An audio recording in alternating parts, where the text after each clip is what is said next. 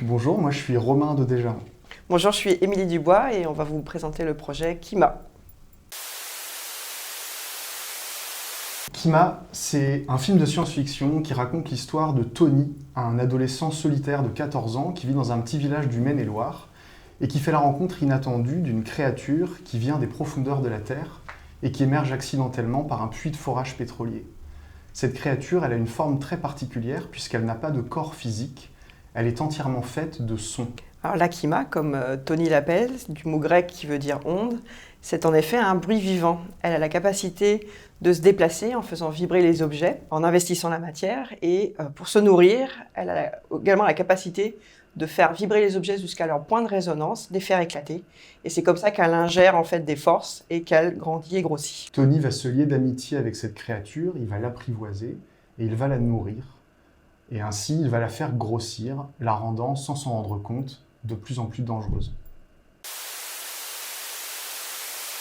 Alors moi, j'ai toujours aimé la science-fiction en littérature, au cinéma, en bande dessinée, et j'avais envie pour mon premier film de faire un film qui se passe dans le terroir français, et plus particulièrement dans le village de mes grands-parents, dans le Maine-et-Loire.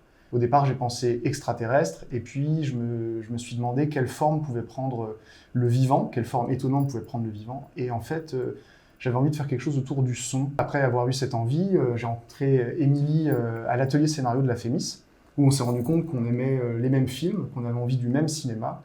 Et très naturellement, je t'ai proposé de rejoindre l'écriture de Kima. Et ouais, moi ce que j'aimais dans le projet, alors il y avait la dimension science-fiction, mais il y avait aussi cette dimension d'émerveillement. On ne retrouvait pas ce qu'on peut voir par exemple dans l'anticipation, genre le portrait d'un futur complètement anxiogène. Les références et les influences pour ce projet, elles se situent vraiment très fort dans le cinéma de Spielberg des années 80. Je pense à Rencontre du troisième type, E.T., l'extraterrestre, mais aussi chez Jeff Nichols, je pense à Take Shelter ou Midnight Special. Pourquoi ? Parce que ce sont des films qui font intervenir le fantastique et le merveilleux dans son terroir, dans sa géographie natale.